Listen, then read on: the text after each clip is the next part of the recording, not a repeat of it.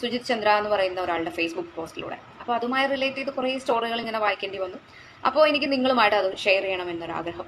സംഭവം ഇങ്ങനെ, ആകെ പോൾ ചെയ്ത വോട്ടുകൾ എന്ന് പറയുന്നത് 2,46,516 വോട്ടിൽ 1,92,909 വോട്ടും, അതായത് പോൾ ചെയ്തതിന്റെ 78% വോട്ട് കരസ്ഥമാക്കി ലോക റെക്കോർഡ് നേടിയ ഒരു സ്ഥാനാർത്ഥിയായിരുന്നു ജയ്പൂരിൽ നിന്ന് സ്വതന്ത്ര പാർട്ടി ടിക്കറ്റിൽ 1962 വിജയിച്ച ഗായത്രി ദേവി എന്ന വ്യക്തി.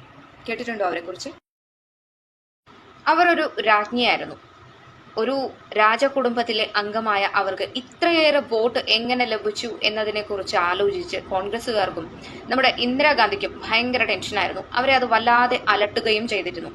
തുടർച്ചയായി തെരഞ്ഞെടുപ്പുകൾ അവർ വിജയിച്ചുകൊണ്ടേയിരുന്നു.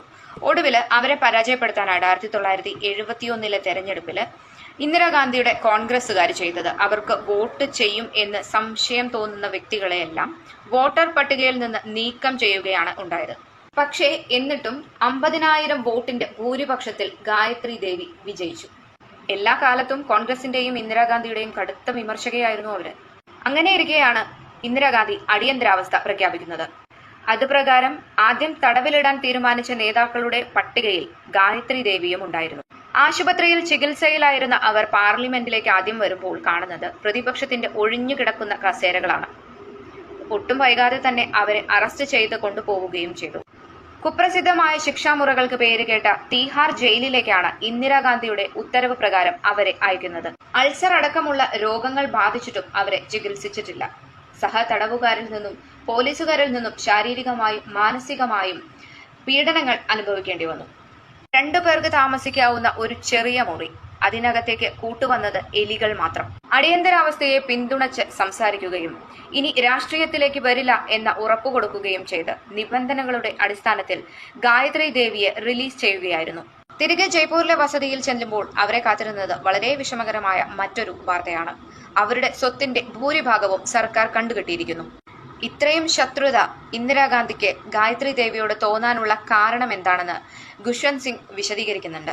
തന്നെക്കാൾ സുന്ദരിയും വാക്ചാതുര്യവുമുള്ള ഒരു സ്ത്രീയെ ഒരിക്കലും ഇന്ദിരാഗാന്ധിക്ക് അംഗീകരിക്കാൻ സാധിക്കുമായിരുന്നില്ല.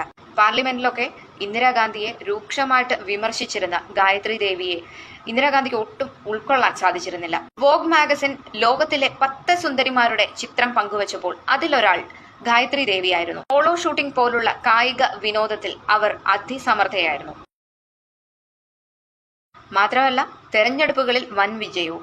പിന്നെ എങ്ങനെയാണ് അവർക്ക് അസൂയ തോന്നാതിരിക്കുക? പിന്നെ ജവഹർലാൽ നെഹ്റുവിന്റെ പ്രൈവറ്റ് സെക്രട്ടറി ആയിരുന്നു എം.ഒ. മത്തായി. ഈ എം.ഒ. മത്തായിയും ഇന്ദിരാഗാന്ധിയും തമ്മിൽ വളരെ അടുപ്പത്തിലായിരുന്നു. ഈ എം.ഒ. മത്തായി എഴുതിയ ഒരു പുസ്തകമുണ്ട്, റെമിനിസൻസസ് ഓഫ് ദി നെഹ്റു ഏജ് എന്ന് പറഞ്ഞിട്ട്. ആ പുസ്തകത്തിൽ അവൾ എന്ന് പറയുന്ന ഒരു അധ്യായമുണ്ട്. ആ അധ്യായത്തിൽ വളരെ വ്യക്തമായിട്ട് പറയുന്നുണ്ട് ഇന്ദിരാഗാന്ധിക്ക് സുന്ദരികളായിട്ടുള്ള ബോൾഡായിട്ടുള്ള ഇതുപോലുള്ള ലേഡീസിനോട് അല്ലെങ്കിൽ സ്ത്രീകളോട് തോന്നുന്ന മനോഭാവം എന്താണെന്ന്. മാത്രമല്ല ഇത്രയും ദുഷ്കരമായി ഇന്ദിരാഗാന്ധി ഉപദ്രവിച്ച ഗായത്രി ദേവി അവർ തമ്മിലുള്ള ഒരു ബന്ധമുണ്ട്.